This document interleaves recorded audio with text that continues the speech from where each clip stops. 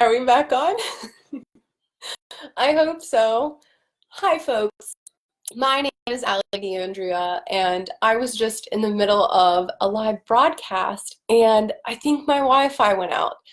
So I sincerely apologize for anyone who is watching because it cut out completely, but I think we are back. So if you're watching this feed, please leave me questions, leave me your comments, just say hello, where you are from.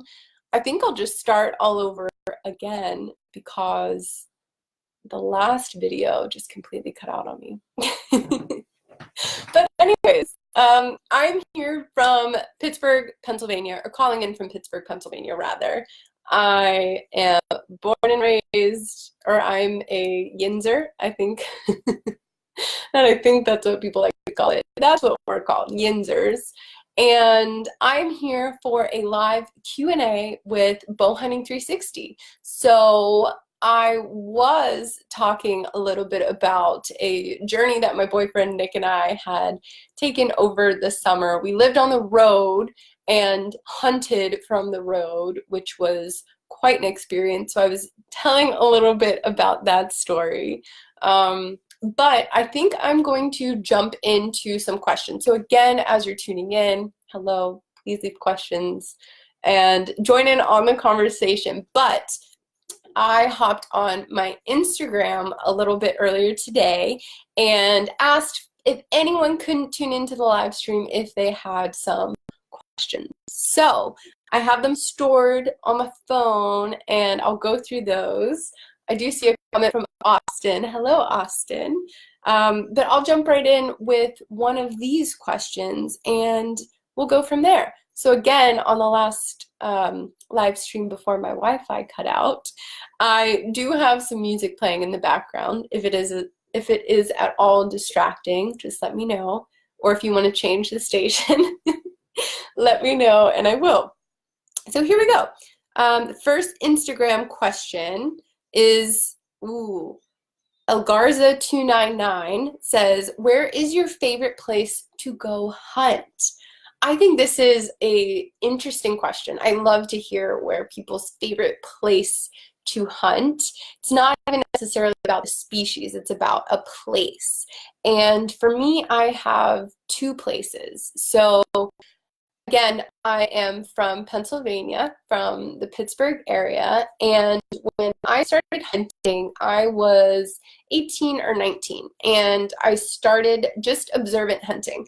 I wasn't quite sure if I was going to like it or not, and I didn't know much about it. No one in my family hunts, and I didn't have any friends that hunted, but my boyfriend's uncle kind of coaxed him into it, which then coaxed me into it. So I was observant hunting, and the first time that I was on a hunt and I experienced the full circle of what it looks like whenever you are actually successful on a hunt, when an animal actually dies. And it was a experience that changed my mentality completely.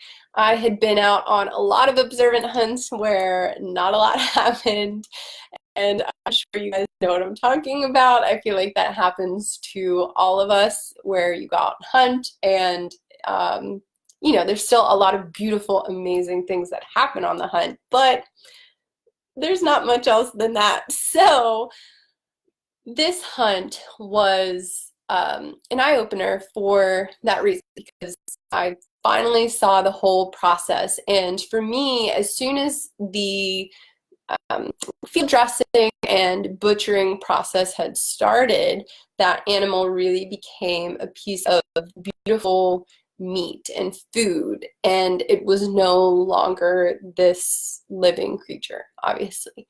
So that moment and where I was at that time in Pennsylvania is so special to me, and I feel like when I go back to that place, I still hold a lot of sentimental just feelings about it, because it's really what opened my eyes to all of this and made me want to become a hunter myself, and made me want to pursue it myself. And bow hunting specifically, that hunt was a bow hunt. Now, I wasn't the one shooting, I was observing, but it's always been bow hunting for me. That's what started it all. And it was that very next season that I started hunting myself. And I started on a crossbow and eventually got into compound bows. And here I am today. And I think in the last feed, I talked a little bit about trad bows and what that experience has been like for me, because it's definitely a process. But Pennsylvania is one of those special places that I love to hunt, one of my places to hunt because of that reason. And the mountains hold a very special place in my heart out west. So that is sort of the other piece to the puzzle for me. There's something about elk and grouse and September and the mountains and backpacking and archery. The whole thing is just such a special process. So Pennsylvania and really anywhere in the West where there are mountain and elk and grouse, and you can backpack hunt on foot. Okay, we have some more folks leaving questions. Michael Gilmore is leaving some comments. Thank you. He said he just liked my page. Thank you, Michael. I appreciate it. Okay, let's jump into another question. Let's see here. Excuse me. Okay, mystery underscore says, what type of broadheads do you use for big game / small game animals? So I have been playing around with broadheads a lot. I don't have a specific brand of broadheads that I use religiously. I try a lot of different ones, and depending on what state you're in is going to depend on whether you can use an expandable broadhead or a fixed broadhead. There are even some states that have regulations about how far below the shaft your broadhead can go. So, you know, it changes. I hunt in a lot of different places. Again, I lived on the road and was hunting on the road. So I've hunted in a lot of different states, and the regs change. So my broadheads change. And it seems like the broadhead you can use in most places is a fixed broadhead that is above the shaft of the arrow. And that seems to work out best. So again, I don't have a specific brand, but I would go towards that for my big game for the most part. And for small game, I love a judo tip. I don't have a specific brand on that one, but there are some different types. You have one that are like a solid chunk of metal and one that have little wire fingers. Both work pretty much the same. If I'm in a pickle and only have my elk arrows set up with a fixed broadhead, I have taken shots successfully at grouse with my broadheads, and it's a very expensive shot, but I like to aim for the like head and neck area, and then you have a very clean kill and you have all of this beautiful grouse meat that's just there for you. I feel like when you use a judo tip, they're great, but sometimes it makes things a little more messy and you lose some of the meat, and there's already not a whole lot of meat. So that's what I use for big game and small game. Judo tips and fixed blade that's above the shaft for the most part. Okay. Okay, I'm going to jump into another question. And again, for those of you just tuning in, feel free to leave questions. Thank you, Michael Gilmore, for leaving so many comments. I appreciate it. Okay, let's see. So this is not a bow hunting question, but I think as sports men and women, you can appreciate fishing as well. Do you like to use spinners and spoons for trout in any future videos? I do. I started fishing on a spin rod, and a rooster tail was my go-to. And I would catch bass and trout and loved it. It was so much fun. Eventually, I got into fly fishing, and I still love catching trout. But no, probably no spin rod videos in the near future, just because I'm on such a kick with my fly rod. I've been tying flies and trying to learn everything that I can, although I'm not opposed to it, and maybe I'll go trolling for muskie or something like that in the near future. I think that would be fun. Okay, next question. Let's see here. Okay, it's underscore the underscore Dan says, if you have to choose one animal to bow hunt ever again, what would it be? So if I could only choose one animal to bow hunt. See, my answer is so torn because I love hunting grouse with my bow. I feel like it's just kind of my thing because I'm typically elk hunting, and then it's just an opportunity that arises while I'm elk hunting. And it's become such a fun side hunt for me that I would love to say grouse, but I don't think that I would hike up and down the mountain like I do for elk with my bow for grouse. If I had a shotgun, yes, but if this is bow hunting, probably, oh, at this point, I would say elk. Although, in terms of meat and efficiency, I think that whitetail, bow hunting for whitetail, is a phenomenal option. There are so many whitetail, their populations are booming in a lot of areas, if not every area. So, whitetail would be a good bet too. Elk or whitetail? I can have two answers, right? Okay, next question. And again, if you guys have questions, feel free to leave them here. This is, I know we're on Facebook, but Instagram and Facebook do get along now, so. Let's see. What camera do you use to film your hunts? Who underscore new asked that one? I recently upgraded my camera to a Sony Alpha 7R3, which is a fancy camera. But I started on a camera called a Nikon D5300, and it's a DSLR, but it's a great entry-level DSLR. It takes good video, it takes good photos, and I upgraded because I do this for a living now. I create content, I do photography, I write, I do a lot of different things, and for me it was a necessary thing. But if you're looking to film your hunts for fun, for the memories, something like a Nikon D5300 would be great. Sony has some small, like, handheld video cameras that are awesome as well. I don't remember the name on those exactly, but I think if you're doing it for fun, the best camera is the camera that you're going to take with you. So even if you film it on your iPhone, it doesn't matter as long as you're going to use it. And a good tip, if you are going to film with your iPhone, make sure to film horizontal, not vertical.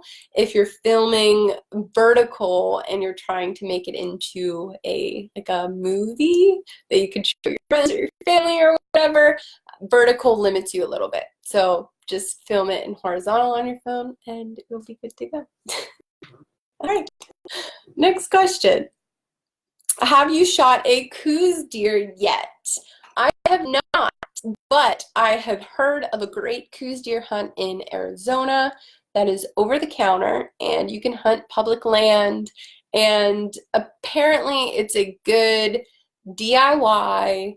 Just go buy the tag, get out there and explore, and take a week off of work and just go do it. And I don't think it's a hunt where the success rate is exponentially high, but I think it's a fun excuse to get out there. So that's been on my radar. I've not killed one yet, but coos deer are definitely on my radar. Then if you're out there watching hunted coos deer and have some better information for me, feel free to pass it on. All right. Do you plan on coming to New Jersey to fish or hunt? Currently, I don't have any plans to fish or hunt in New Jersey, but what's in New Jersey? Probably whitetail. I'm sure whitetail are a good species to target in New Jersey? I feel like I've heard a bit about bears in New Jersey. Maybe. But tell me what's good in New Jersey and I will be there for sure. I'm up for traveling and exploring, and one thing that I've learned from living on the road and my time on the road is that there are a lot of beautiful, incredible experiences that are available for you right in your backyard, whether you have experienced that or not. And it may take a little digging and a little searching, but for the most part, anywhere you are, there is a beautiful place outside where you can go and shoot your bow or just experience nature or hunt. And for most of us, we're looking for a hunting opportunity. But I think that the more that I explore and look around, just there's a lot to appreciate out there. So I'm up for exploring and experiencing any place. So New Jersey, I'm here for you. Okay, for anybody just tuning in, again, hello, my name is Allie. Feel free to leave a comment. This is a live Q&A for me to connect with you, for you to connect with me. Right now, I am reading off questions from my Instagram story that I had left earlier today. So that's where I'm pulling the questions. And I do have some light music playing in the background, which I think you can't hear now, but okay, next question. Let's see.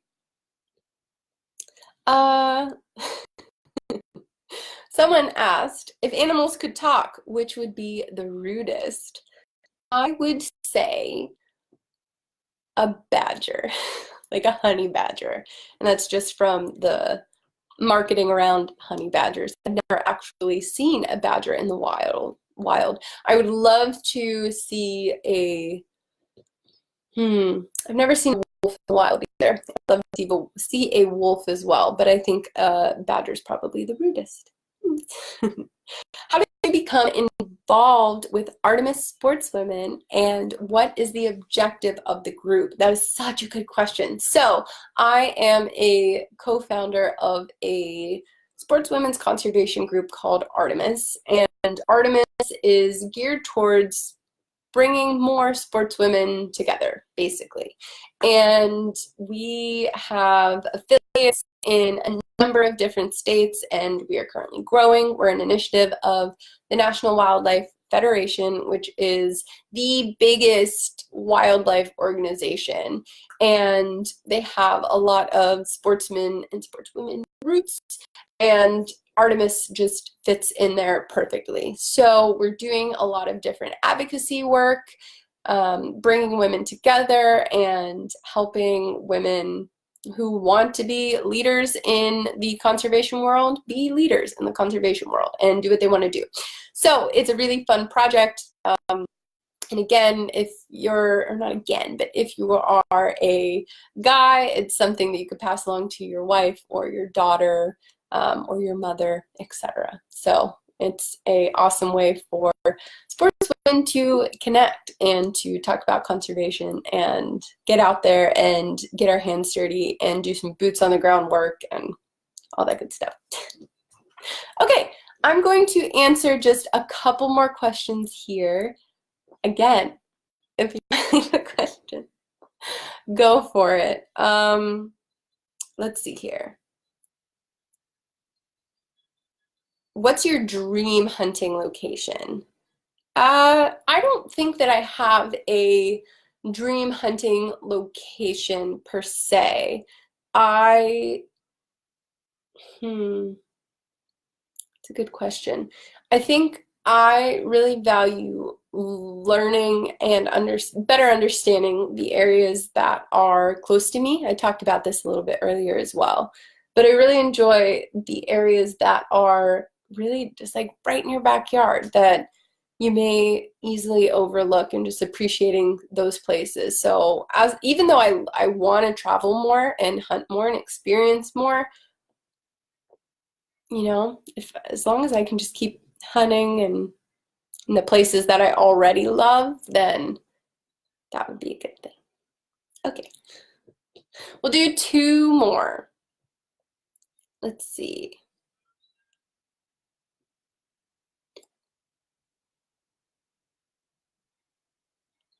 Aw, this is a good question.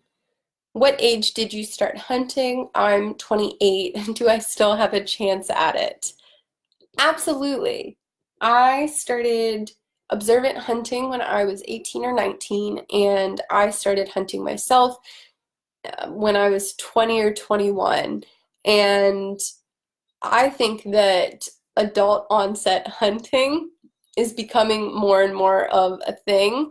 I think that there has been a loss of um, the generational pass down, and I think for a lot of families it still exists. But I think that with the way that the world is moving in terms of technology and social media, which is ironic because we're on social media right now, but I think the way that things are moving, the pass down of hunting from like grandfather down to grandkids or dad down to kids, that is not always sticking. Because kids would rather play video games or be online or do whatever. So I think we're seeing more and more adult onset hunters who have this realization that they don't know where their meat is coming from. They don't know where their food is coming from. So for this particular person who is 28 and wants to start hunting, do it. If you're watching and you've never hunted before, if you're just an archer, even if you're not an archer, get into archery first and get into hunting. And I think there's no age gap, or no gap. I think there's no age limit. So, you know, if you have that desire to hunt for your food, do it. Because it'll probably become your life and then you'll never stop, like me. Okay, this is the last question. And then I'm going to end it here. Let's see.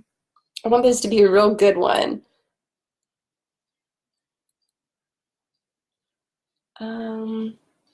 Okay, I like this one.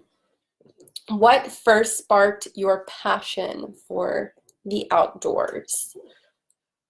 I think I think I always had a knack for the outdoors. I rode horses when I was growing up from like 5 years old up until junior high school. And then in junior high school, I realized that my friends at the time didn't think ponies were cool. So I stopped riding horses, but I will start riding horses again. That's just an aside in the story. But I've always loved animals and I've always loved the outdoors. I would catch crayfish in the creek by my house with my brothers and sisters and was always like running around barefoot outside. I don't know if any of you are from the Midwest or the East where there's grass in your backyard and you can just run around barefoot, but like that was me as a kid.